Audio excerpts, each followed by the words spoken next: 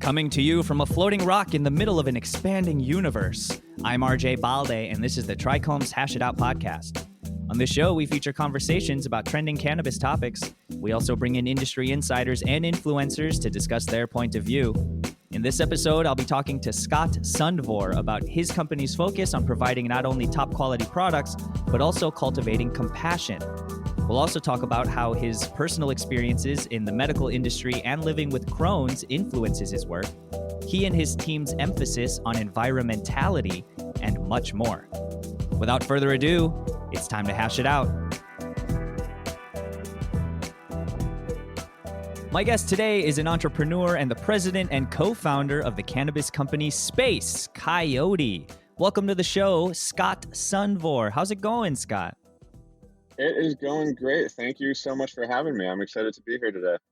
Yeah, no worries, man. I'm stoked to have you. Now, where are you joining us virtually from? Where are you holed up in? Today, I'm actually virtually joining from Sacramento. I am in Sacramento today to work with one of our new manufacturers. So I've been on the road quite a bit the past few weeks, all over the state, but coming today from Sacramento.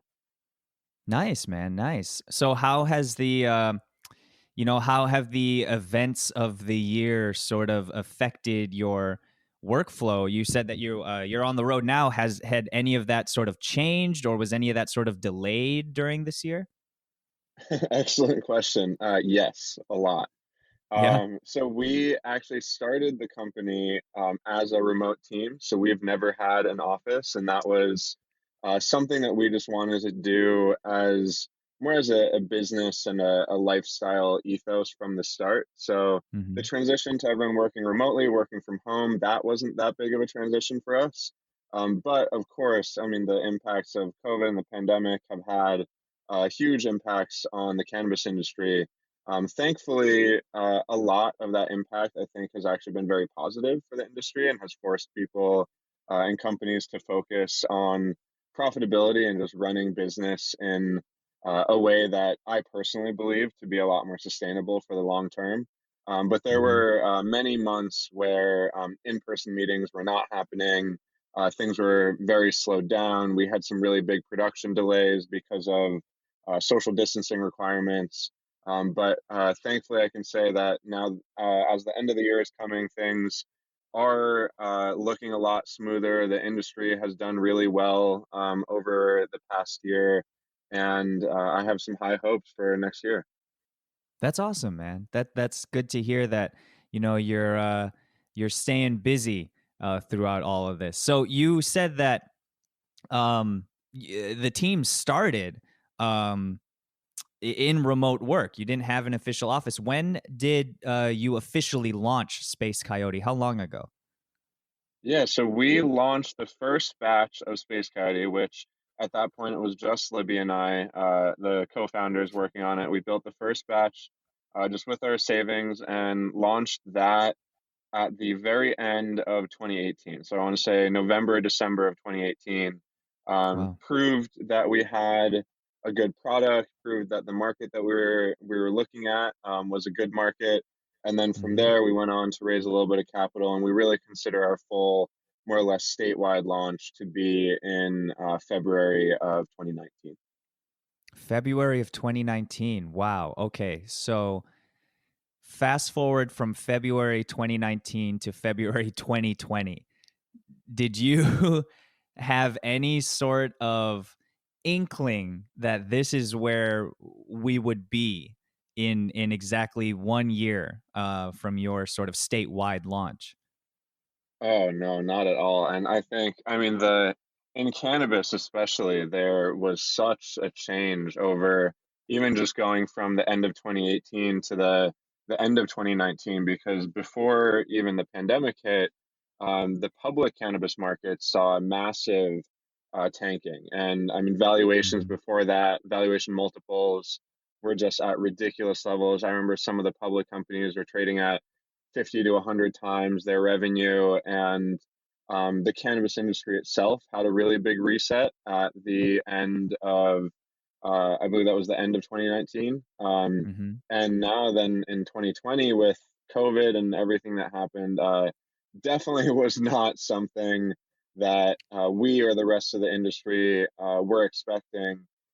Thankfully, we as a company had more or less started being prepared for that. We saw a bit of the writing on the wall of what was going to happen with the public markets and what that would mean for fundraising, even in the private markets in cannabis. And so, at the end of 2019, we had already made the decision. Okay, we're going to change our operations, we're going to change our focus, and we're really going to focus on becoming profitable as quickly as possible, because if something happens and funding dries up, we don't want to be in Mhm. a bad position.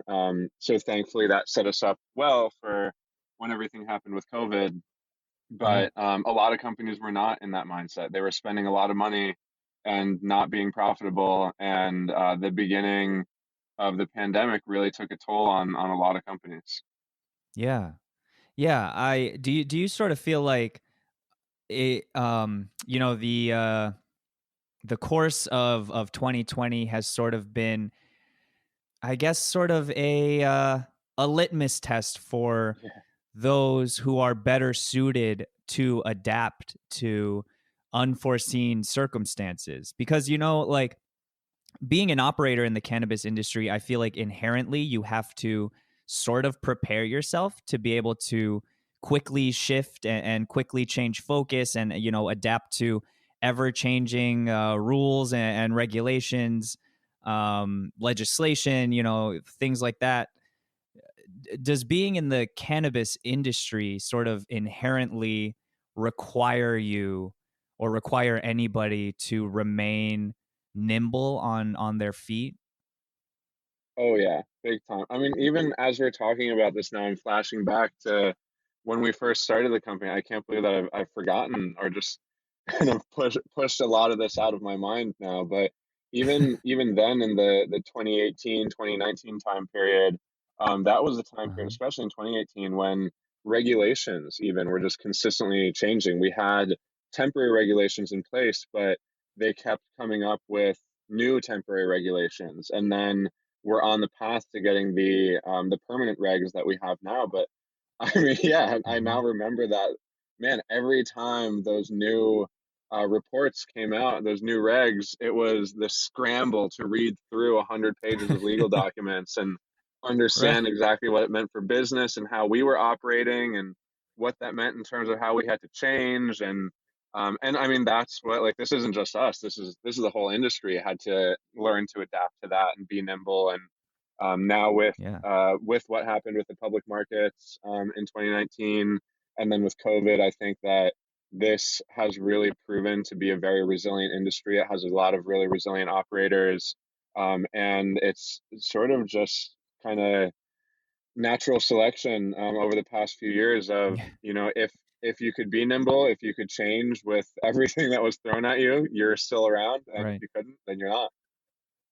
Right. Yeah. Totally. It's and 2018 seems like eons ago, man. Oh my God, ages ago. Yeah, it seems like a whole nother lifetime now that we're talking. I It mean, does. even pre-COVID seems like lifetimes ago. It does. It does. I've been jokingly referring to uh the pre-COVID times as BC, as before Yeah, Corona, and then and then we have AC after Corona, man. Then we changed the definitions of those yeah, acronyms for we sure. did. Yeah, it's very true. Now let's jump back just a little bit here, because I understand that, and I think this, if I'm getting my timeline right, this is before you even started Space Coyote. I understand that you are a contest-winning joint roller. So can you tell me more That about is that? true. And exactly how much training did you have to do before competing? Yeah, this was a very high stakes competition. I bet. This, yeah, I I bet. believe this was either as we were formulating the ideas of Space Coyote or pre-Space Coyote, but it was at a what was called a pot pride party. So it was Pride in San Francisco, and some friends through a lot of whom were in the cannabis industry through a pot pride party. So I remember we Nice. had we had a few pounds of weed and some turkey bags that was had a photo booth set up with it, and it was it was a great time.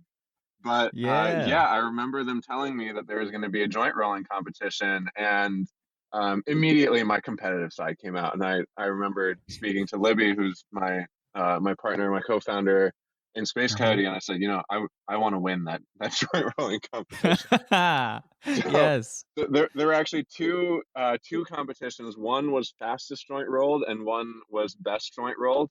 And Uh-huh. so with the fastest joint rolled, it was simply how quickly could you roll a joint, get it in your mouth, and light it and take a puff.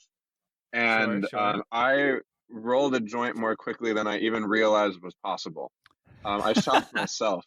It was definitely Yeah. not a very well rolled joint, but it did smoke, it did burn, and Got the I job definitely done. got a few drags out of it. And I mean, that was maybe 15 seconds flat. That was the more exciting one. I also placed in the best joint rolled competition, but that was, there was less nervous energy with that one. So I really Sure. appreciated the fastest joint roll.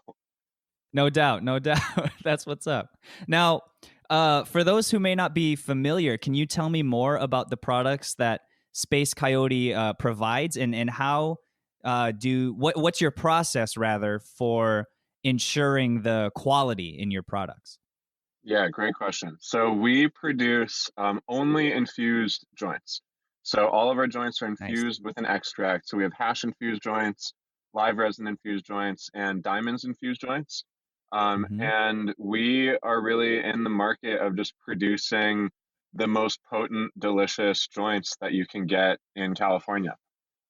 So we started with these products for a variety of reasons, but one of them is, which we like to say this internally and now a little bit externally too, but we just wanted to make joints that don't suck.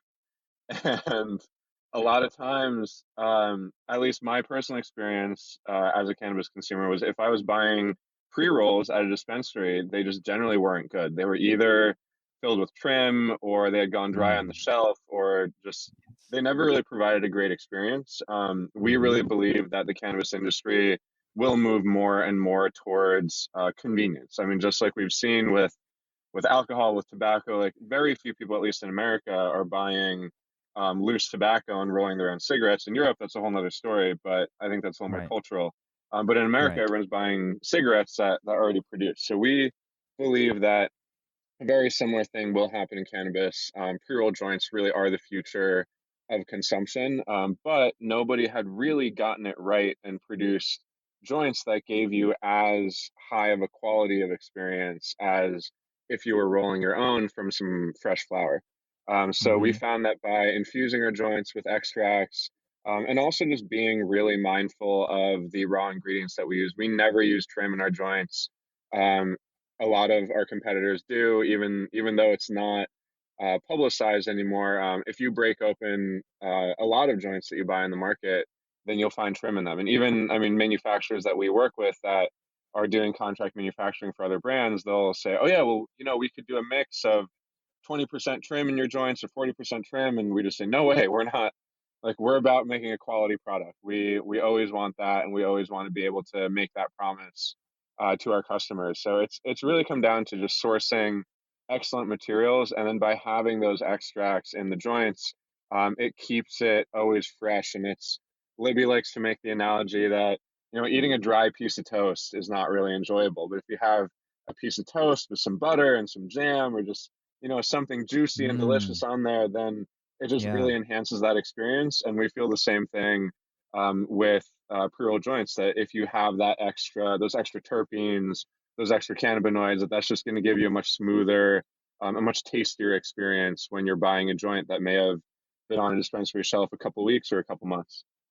Right. Totally. I love that. I have certainly had my fair share of personal experiences with some just straight up shitty joints, man, Yeah. uh from dispensaries. Because a lot of the times they'll try to get you with like here in California, we have like first time patient deals where it'll be like, oh yeah, you'll get like 5 free joints on your way out, and like that sounds super rad.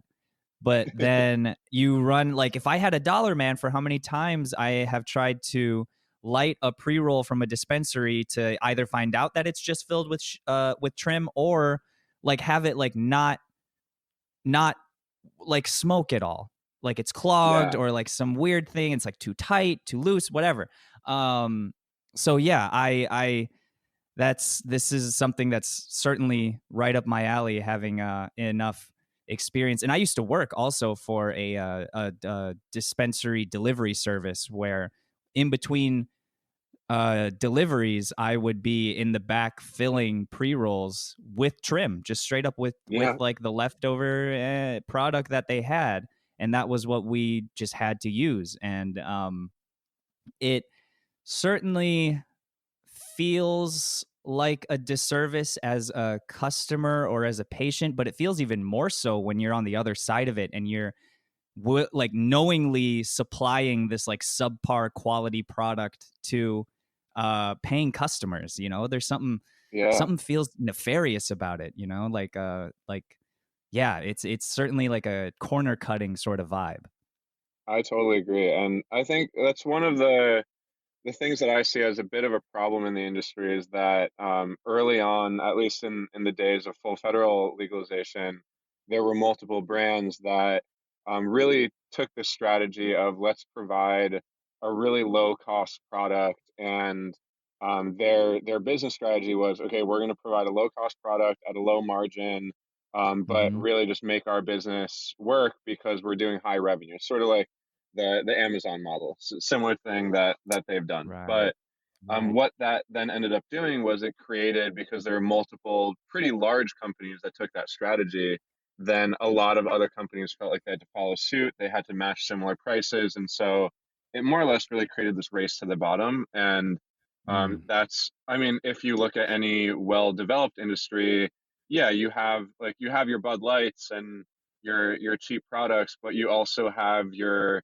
middle tier products and your upper tier products. And Right. we really just didn't want to be playing that game of the race to the bottom. We wanted to make sure that we could produce a product that we would use personally as cannabis consumers and connoisseurs also. And so we might have some competitors that have a slightly cheaper price than us, but it really is directly related to the quality of the ingredients. And we believe that if we make a line in the sand and put our foot down on, okay, we're always going to be delivering this quality, that it will hopefully then help create a little more opportunity for other brands to also do the same. And I think we are seeing that more in the industry now also, that there are some more brands that are really sticking to wanting to be quality and not flexing so much on cost. And Mm. also now a Mm-hmm. few, not very many, but a few very high end products also, which I just love to see Mm-hmm.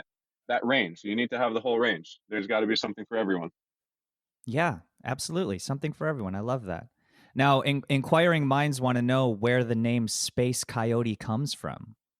Yeah, this is a fun story. So, Yeah. so the name of the company and the product actually originated before we even knew what products we were going to be creating. So, it was my birthday in 2017, I believe. So in Mm-hmm. November in 2017, and Mm-hmm. we took a group of friends to Joshua Tree because there was a new moon and a meteor shower that aligned on the same weekend. It happened to be the exact day of my birthday. And Nice. so we decided to have a stargazing birthday, which in the Facebook event that was coordinating all the people was accidentally misspelled as a starglazing birthday, which everyone latched on to and was like, hell yeah, we're going to get glazed. Let's go look at these meteors and be in Joshua Tree. Yeah. And so we went down there, a group of 25 friends were on this beautiful property that had no other houses, no lights around. There may have been some mushrooms, psilocybin tea involved. And there is just a group of 20 people laying on boulders out in Joshua Tree with just the darkest sky you can imagine and no lights around at all. And we're looking up and Uh-huh. meteors are just flying through the air. And I've never in my life felt so strongly that I was just on a rock flying through space, Oh, which, if you think about yes. it, is exactly what we are. And then at that point, we started hearing Yeah. a bunch of coyotes yipping in the background. and somebody in our group said, "Oh, we're a bunch of space coyotes," and the name just stuck. And so we knew we had a name. We needed to come up with a product after Yeah. that, and the product came a few months later. But it just was such a wonderful experience with really amazing people, and was something that we wanted to turn into a company. That's so rad, man. That is such an awesome story. I love that. I love that. And happy you mentioned your birthday's in November, so happy either early or belated birthday since we're recording this in November. Thank you. I appreciate that. Yeah, next week I'm turning 30. It's a big one. Hey, that's what's up. 29 is the encore of the 20s. That's what they tell me. Very true. That's what's up. That's what's up. That's such an awesome story. You mentioned that not only was cannabis involved in your uh, glazing sesh, but also psilocybin tea was. And there was recent news that a senator here in California plans on introducing legislation aiming to decriminalize psilocybin. So, do you? This is completely off topic. It's just a tangent that I just thought of just now. But do you have any thoughts on that? And depending on where that goes, do you have any sort of even passing plans or dreams of maybe expanding Space Coyote's product line if the opportunity lends itself? Yeah, definitely. And I love to hear that that is happening in California. It was really amazing to see the decriminalization of psychedelics and their approval for medical use in Oregon in the Mm-hmm. past election.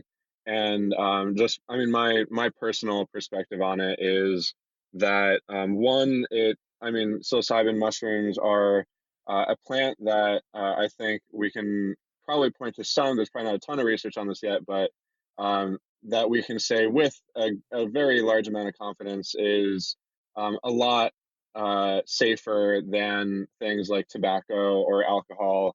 But Mm-hmm. also, really, just from a medicinal perspective, I know that I personally have used psilocybin both recreationally, but also really therapeutically, and been able to use it as something to really just tap into a much deeper emotional and I think spiritual side Mm. that is just one of the really beautiful things about plant medicine is that you can use it in these amazing ways that sometimes traditional medicines are not able to help you with. So I think Yeah. it's just hugely beneficial that psychedelics and psilocybin and cannabis, just these different plants that have helped people for, I mean, thousands of years, are finally sort of escaping this failed war on drugs that we had. But on the business side Mm-hmm. as well, I mean, from the very start, Libby and I always talked about that when psilocybin is legal, that we really want to make a Space Coyote psilocybin product. It really makes sense with the origin story. It makes sense with our own beliefs with mushrooms and psilocybin. Mm-hmm. And it's something that, we don't have any direct plans or sort of action on yet, but it is very much something that we're always thinking about in the background, and we will definitely be preparing for as soon as it makes sense from a business perspective. Totally, man. That's rad. You'll catch me in line. That's for damn sure. Amazing. Yeah. So, your story is so great because in less than in the 18 months following Space Coyote's launch, you led the company to be among the top 20 pre-roll brands here in California and now being carried in over 250 dispensaries. Um, and I understand that not only did you start this company, with quality in mind and providing a um, again a top quality product for your customers out there, but I also understand that you also have a personal experience in dealing with Crohn's disease in your personal life. So how has that impacted the goals and the visions that you've set forth at Space Coyote? Yeah, that's a great question. Yeah, so I do have Crohn's, and my struggle with that disease is actually one of the reasons why I left the past company that I founded, which Mm-hmm. was called Nima, and I Mm-hmm. just really through that disease and the fight with. I mean, I started Nima because of that. Also, Nima provides the world's first food sensors that allow people to test their food for gluten or peanuts or other allergens if they're dealing with food Mm-hmm. sensitivities to just help them know that their food is safe for them to eat. So that was very much a just something I was really passionate about from the health perspective. And personally, with Crohn's, for those who don't know what it is, it's an autoimmune gastrointestinal disease, very similar to ulcerative colitis. If Mm-hmm. people have heard of IBS or that type of thing, it's really, in many ways, a much more severe version of that. Mm-hmm. And for me, it's just been something that Western medicine has never been able to fully control. So the only way that I've ever really fully controlled it has been through my own experimentation with diet and lifestyle. And actually, the very first thing that ever put me in remission was in college when my roommate made some weed brownies. And I Wow. ate those pot brownies, and the next day my stomach felt great, and I didn't really put two and Wow. two together. A couple of days after that, I wasn't doing that well again. The next weekend, I had another pot brownie, and the next day I felt great again. And then it just clicked for me that hey, you know what? I think maybe it was the weed that I ate in those brownies, and so I Yeah. bought the entire rest of the batch off my buddy and broke them into quarters. And every night until I was done with that batch, I would eat a Uh-huh. quarter one of those brownies, and it was the first thing that ever put me in. I guess the word for it would be in remission. It put me in complete remission during the time period that I had access to those edibles, and I just Wow. realized how big of a medicinal impact it had for me. And I'd always, I Mm-hmm. mean, up until that point, I liked smoking weed. I loved it from the recreational side, but that really just Mm-hmm. opened my eyes to how beneficial it could be medically. And so I mean, that was probably back in, I don't know, 2009, something like that when I was in college. And Sure. so um, ever since then, I just had a really big appreciation for the medical side of it. And anytime I was in a legal state, visiting Colorado, or had my medical card in California, I would always buy edibles. Or and also I just found that smoking weed also, especially if I smoked very large amounts of weed, like if I was Mm-hmm. on vacation and I'd be smoking multiple times a day, every day, Mm-hmm. then I found that that had a really big impact on just calming my immune system and really benefiting my health. So it's something Wow. that I've really appreciated from the medical side. But even with that, we thought when we were starting this business that we didn't want to make it a medical focused business. We really did want to make it more the recreational focus, and Uh-huh. that was largely from personal reasons, from business reasons, but also because one of the best ways to destigmatize something is to just do your best to, I mean, destigmatize it really. And so making it more Mm-hmm. mass market, making it something that anyone can consume. And so taking that focus of trying to make it a mass market product, we really feel like our consumer is the heritage stoner. It's the person that's been smoking weed their whole life or smokes weed multiple times a week. And we really embrace that customer. I think a lot of newer companies that are coming out are going more for the low dose consumer or a newer consumer. Mm. And we just say, you Sure. know what? We want to embrace the stoner. Like everyone can be a stoner. Libby loves to say that women can be stoners too. And so Love that. we I really, love that. yeah. And I mean, it's totally true. It's like women can be stoners. Why Yeah. are we making, like, why are all the women focused products low dose? Libby hates that. I do too. So we make Yeah. products that get you fucked up, and it's awesome. That's what's up, man. That's what's up. I love that. Yeah, because like it's funny because some you know uh brand operators or company owners, co-founders, CEOs, presidents, what have you, um especially in the recreational market, it's funny that there's sort of that like they're basically trying to say what you just said but polish it up in Yeah, like a nice like corporate like business sort of like verbiage, whatever jargon it is. And you're just straight up like, no, like that's what these products are for. Like it's for recreation. It's for having a good time with your friends. And, we're not going to sugarcoat that. And I love that. Thank you. I appreciate that. Yeah, no worries. Now, so before you even launched Space Coyote, again, you were named in Forbes 30 under 30. You obtained 3 patents in the medical device industry, and then, of course, co-founded NEMA, the food sensor, which you just mentioned. Um, in what ways did those experiences sort of lend itself to your journey into the cannabis industry when you first entered the space, Coyote? Yeah. I like that. Um, yeah, I have said this or found I found myself saying this many times recently to other friends that are entrepreneurs, or I just met up with my NEMA co-founder the other day and we caught up, and I just can't believe how much easier it is to start a company the second time around.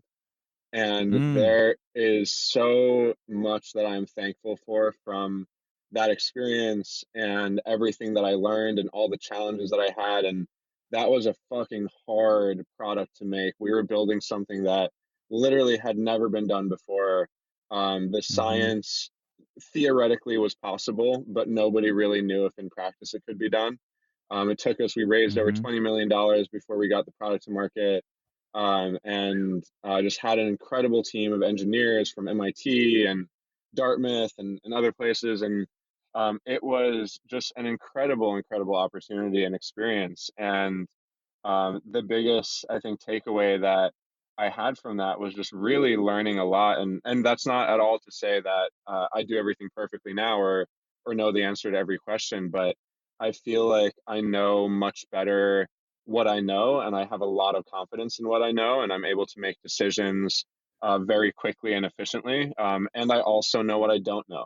And that's been Mm, one of the amazing things of working with Libby also, because our skill sets have very little overlap. Libby is probably the best person that I've ever seen at branding and design and just really any creative aspect of company building, the marketing sure. side also. And that, like, I can speak that language and I can see those things, but I know that's not my expertise. I'm great at manufacturing and operations and the finance side and really just, I think, company formation and product launching. And so it's so great to have this business partnership where we both know what our expertise is. And I think with NEMA also, there was a lot more of like, first company you founded, wanting to have control, wanting to be involved in everything. And Right. now people ask me questions or they ask me about different aspects of the company that Libby's in charge of. And I feel 100% confident just saying, hey, I don't know, talk to Libby about that. Like, she's the pro here. Or I might be giving opinion, but then I say at the end, but this is Libby's decision because she's the pro here. And I don't think that Right. that's something that I had really the self confidence to do the first time around. So I'm just really grateful for that experience, and I think for anyone that has an experience to or has the opportunity to experience being a founder, just to know that every this is a lifelong path, for people that want to start companies, for people that want to do this. I really don't see it just as a path to get rich. Like, I mean, I've done the math on this before. I would have made way more money if after I graduated from MIT, if I'd gone and taken a job at Facebook or Tesla or Google or whatever, I'd be way wealthier than I am now. So this isn't a path just to get rich. This Right. is because I love this work. I love starting things. I love building things. I love Mm. fostering a team and building just the right environment for the team to feel really passionate and have a great lifestyle. And that, to me, is really what being an entrepreneur is about. It's about the people that you work with, and the culture that you create, and really wanting to make something happen in the world, for a good reason. That's dope. Yeah. I love that pursuit. And I really feel like in the cannabis industry in particular, um, it does a fair enough job of eventually weeding out, pun intended, weeding out those who ultimately are in it for just the profits from those who are in it because they actually care about being in the industry and what the industry Yeah. has to offer for people. Um, you know, the people that come in and are just driven by the bottom line, they can certainly achieve success rather quickly and rather successfully. But I feel like, and this might just be the optimist in me, I feel like eventually they get sorted out by the community and by patients and customers. Do you feel that way? To an extent, yes. I very much agree that at least within the industry, people really see that and they recognize it. Mm-hmm. I think that we see some examples of companies that have really crashed and burned because they did Mm-hmm. have that perspective. Mm-hmm. What I'm starting to see more of in the industry right now, which I think is really positive, is a good bridging of the worlds of more traditional business people and the more OG cannabis people. Mm-hmm. And I do totally agree with you. I think really in any industry and especially in cannabis that if you're not in it for the right reasons, you're not gonna make it. Or you might, but it's gonna be more rare that you do if you're not in it for the right reasons. And Right. I mean I just think from a personal perspective too that like if you're working on something that you're not really passionate about, if your only passion for the industry that you're in is the dollars attached to it, then that's going to be an empty feeling that you have, and that's not Mm. something that you can just fake and sort of overcome. So I think that people can be successful that way, but they're going to be a lot more successful if they have passion behind them. But I do really love to see the bridging of these worlds, and we're working with one large scale cultivator and manufacturer right now that in each department they try to pair a operator from the original cannabis industry and an operator from more of like a CPG or a food industry. So they might have a Nice. director of manufacturing from cannabis and also a director of manufacturing who came from like a tomato growing operation or something like Oh, that. And yeah. so having those two sets of experience, I think, is really important. And that's what I feel like I hope that Libby and I bring a little bit to our company also. I mean, neither of us were working in the official industry 5 or 10 years ago, but we've been around and exposed to it our whole lives. And I mean, even in when I was going in school and or going to school in Boston and seeing seeing cannabis being shipped from Santa Cruz to Boston Mm. and being close to that and just having that perspective of what the industry was like when it was still in the black market and Sure. just not the same flexibility that we have now to then being able to take the business perspective that we've gotten from the other jobs that we've had and really blend that in a way that we're really respecting the origins of the industry and where it came from in California in the past 10, Mm. 15, 20 years. Mm. Totally, totally. And yeah, consumers can definitely pick up on that. I feel like they have a good enough sense. Not all of them, of course, but a large swath of them have a good enough nose and a good enough set of eyes to differentiate the OGs, the people who really care about the people in the community from those who just sort of see them as transactions. And I'm glad that Totally. you have made it a point to set yourself on the right side of that scale and that debate. Um, Now, speaking of, you mentioned that the company sort of manifested itself, or you discovered the beginning of this company while you were in Joshua Tree and had this realization that we are all indeed just floating on this space rock in the middle of an ever expanding void of coldness and vacuums and silence. So Yeah, pretty wild, huh? yeah, pretty wild, right? Pretty wild. Now, I understand that Space Coyote is also committed to the betterment of the planet, of our floating space rock, and has an environmental focus on everything that you do over at Space Coyote. So, talk to me just briefly about the efforts that Space Coyote is practicing to support environmentality and to make sure that the coyotes continue to have a clean habitat in which to yip into the night. Yeah, I'm really glad that you brought this up because it is something that we feel really passionate about. And I remember when I was in the transition period between my last company and starting Space Coyote, I read Yvon Chouinard's book. He's the founder of Patagonia. He has a book called Let My People Go Surfing. Mm-hmm. And in that book, he talks a lot about his own perspective on the environment and the way that he structured his company and his culture and the flexibility that they give their employees. And reading that book, that has probably been the single most transformational book that I have read, in at least in terms of reading a book and then having it have like a very measurable impact on the way that I structure my life or business as a result.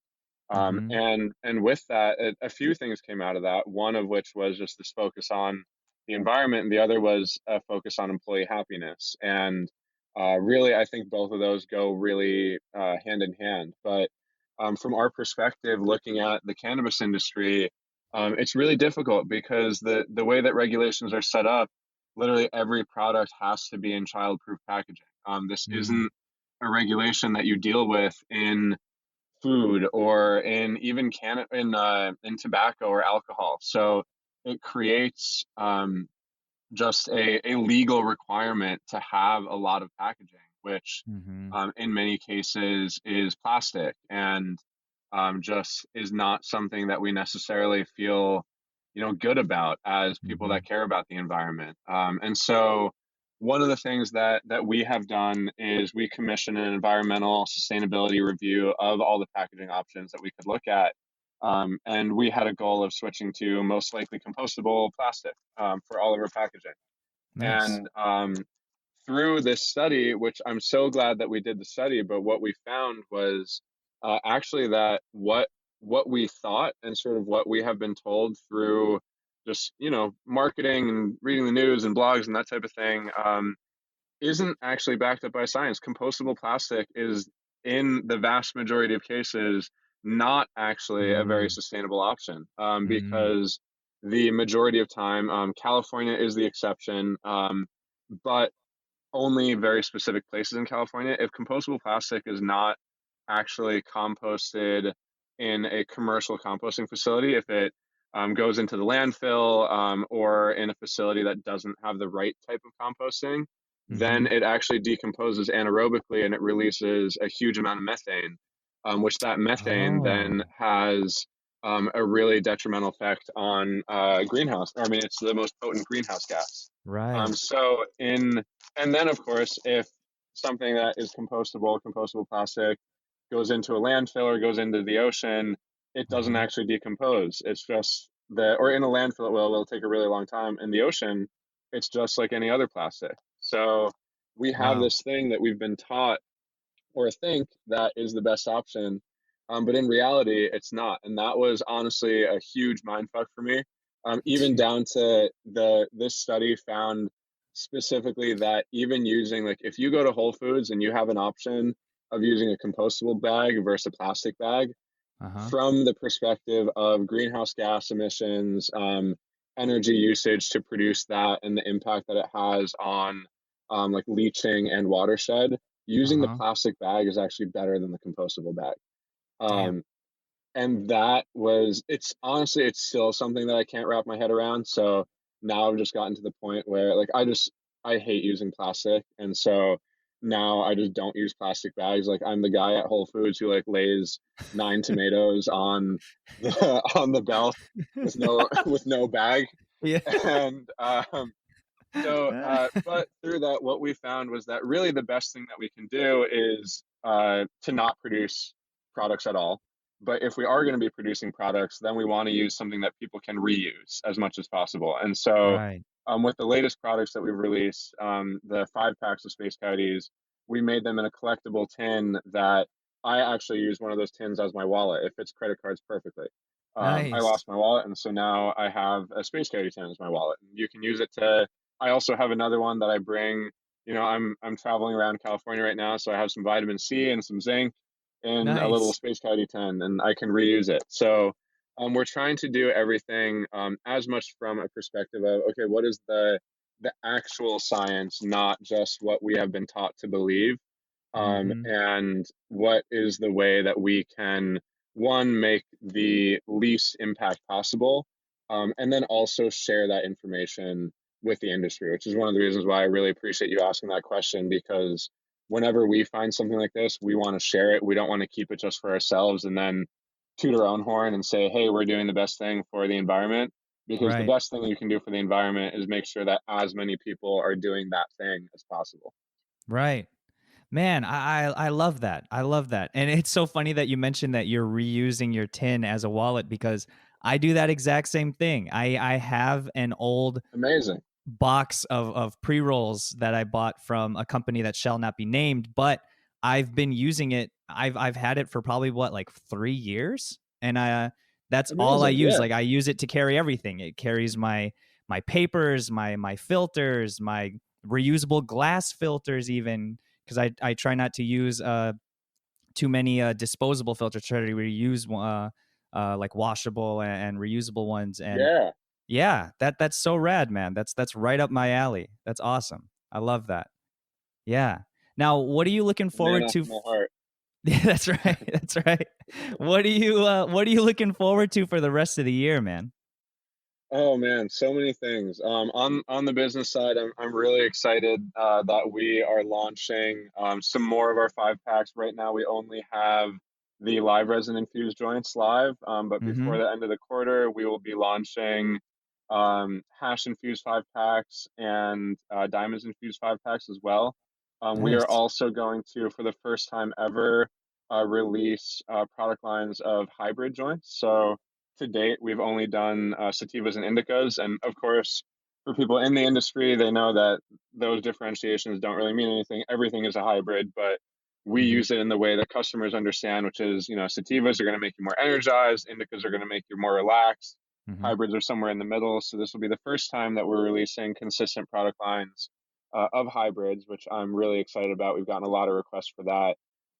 And I'm also excited and a bit apprehensive about what is going to happen in the political landscape. I think that we have clearly a very divided country, but from my perspective, the number one thing that I hope that will come out of this is less divisiveness. I hope that we can get to a place where people have more respect for each other and more respect of each other's viewpoints, Mm. regardless of what side that's on, or regardless of what your opinion is. I think just being able to come from a place of love always and respect, and everyone has their reason for believing what they believe, and I think that just having more dialogue and less divisiveness is really, really necessary for our country, and I hope that we can start moving more towards that.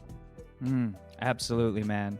Well, Scott, I am right there with you. I am, mark me down as a customer, and hopefully when we can meet up in person again, let's meet up over in Joshua Tree, man. Let's star glaze sometime. Oh, I would love that. Yeah, hopefully one day we can start sharing joints again. In the meantime, Yes. we'll keep the minis and the 5 packs going, and yeah, I'm very much looking forward to meeting in person. Thanks so much for Yeah. having me here today. This has been a great time. Really appreciate the thoughtful questions. You got it, man. No problem. And yeah, when when that hash product comes out, we'll have to hash it out again for a round 2. Definitely. We'll make it happen. Right on. Well, Scott, thank you again so much for your time. I really appreciate it. Continue to stay well, and we'll talk to you again soon. Thank you so much, and likewise. Have a great rest of your day, and excited to see what else comes out on the podcast. Yes, sir. Catch you later, man. My thanks again to Scott Sundvor for joining me. If you are a member of the cannabis community and have a story you want to share with us, we would love to hear from you. You can reach the show at hashitout at TRICHOMES.com. You can help others find the show by taking a moment to subscribe to the podcast and write a review. You can also join the discussion with industry insiders and get your voice heard by joining the community at TRICHOMES.com and following us on all social media. Hash It Out is produced by David Fortin and presented by TRICHOMES.com. I'm RJ Balde. Thanks for listening.